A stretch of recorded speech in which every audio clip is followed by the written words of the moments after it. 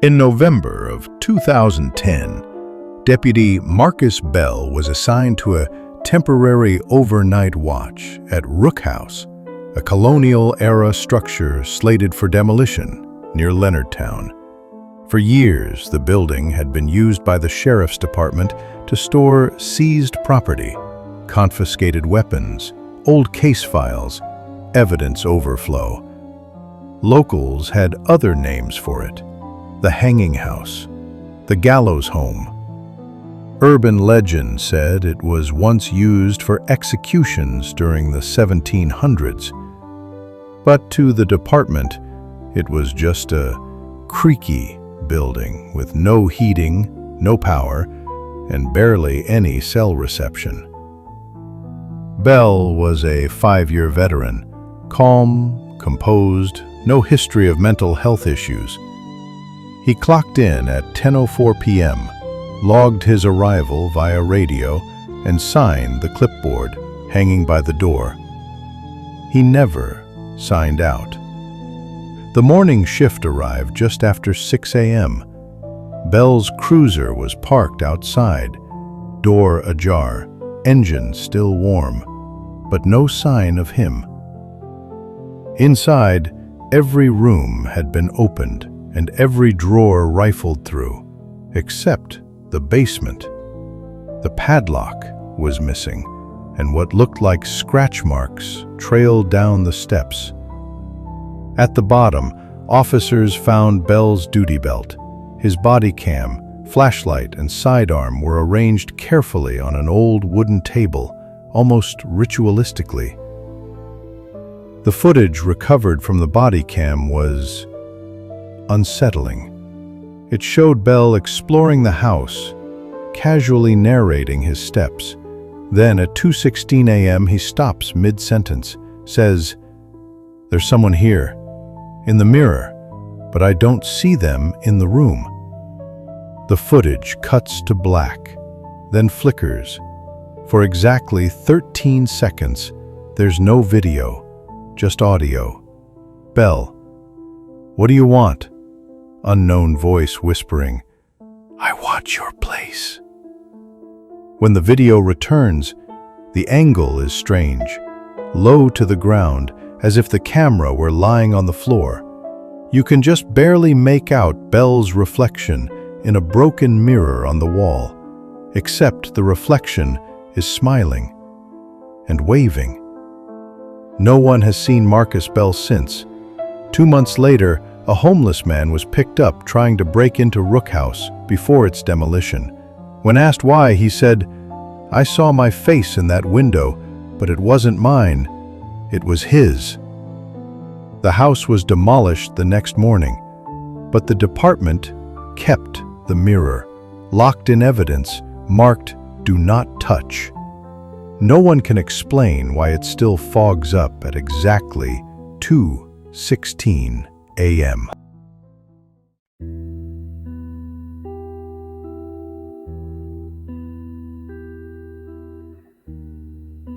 In the fall of 1997, a hunter was tracking deer just north of the Zakaya Swamp Natural Environment area when his boot hit something hard, buried in the mud.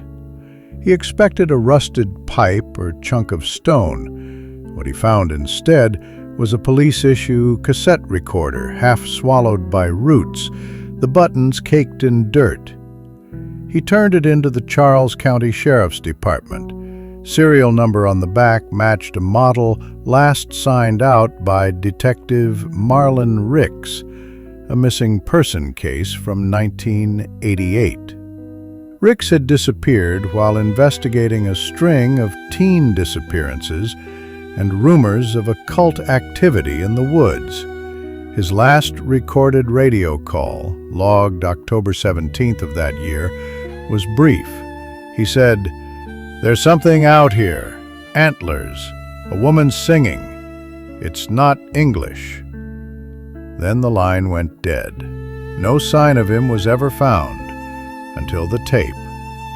It was reviewed by 3 officers, including a lieutenant with 17 years on the force. The first half of the audio was standard. Rick's speaking calmly, logging timestamps, noting landmarks, describing an abandoned campsite and a crude stone altar. Then came the last 8 minutes. Heavy breathing, movement through thick brush. At one point, Rick's whispers, "They're not hiding, they're waiting. It's not a cult, it's a congregation." Then, silence. For nearly a minute. Suddenly, a voice, deep, distorted, layered. It said, "You see now." And then, the tape ends. Within 48 hours, all 3 officers resigned. One left behind a handwritten note on department stationery. He's still out there, and he's not alone. The tape recorder was logged into evidence. But during an evidence transfer a few years later, it vanished.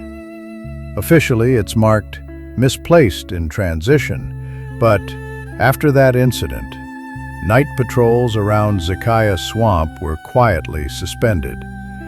The area wasn't closed, but officers were told to avoid going in alone after dark. They don't say it on record, but locals and a few retired deputies still refer to that stretch of woods as the Preacher's Acre. They say the singing still happens sometimes, low, wordless chants, a woman's voice drifting through the cypress trees. And if you go deep enough, just before the marsh turns to fog, you'll see shapes standing still, figures with antlers, waiting.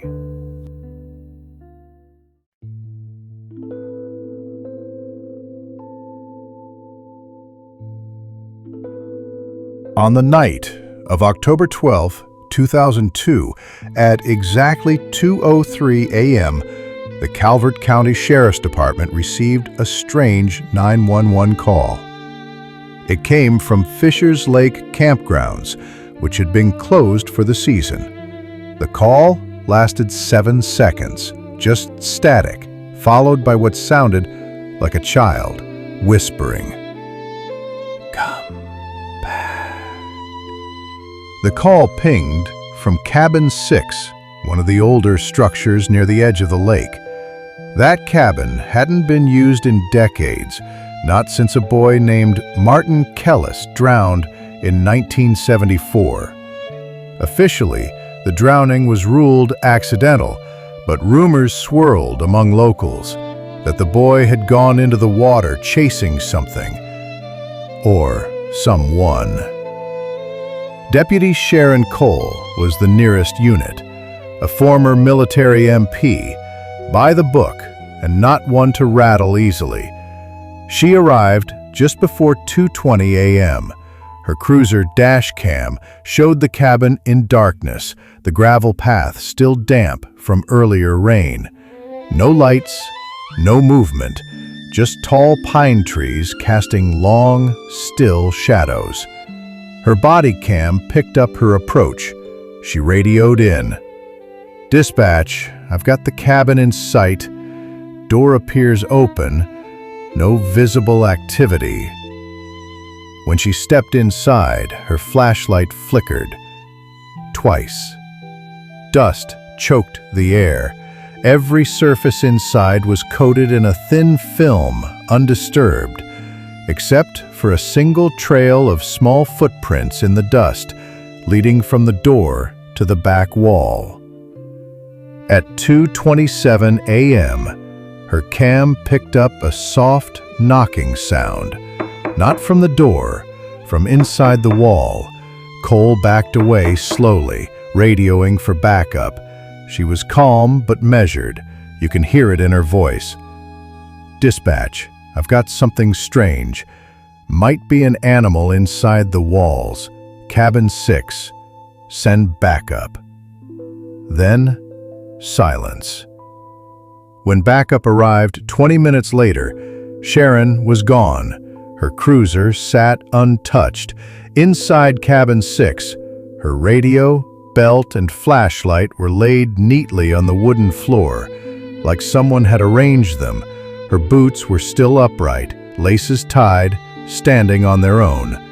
Her body cam was still recording. The last 18 seconds of footage show Sharon staring at the back wall, mumbling something under her breath. Audio analysis enhanced it years later. He's not buried. He's waiting. The wall she'd been facing was torn open during the investigation. No false panel, no crawl space, no signs of life. Sharon Cole was never found. Like and subscribe for more eerie tales.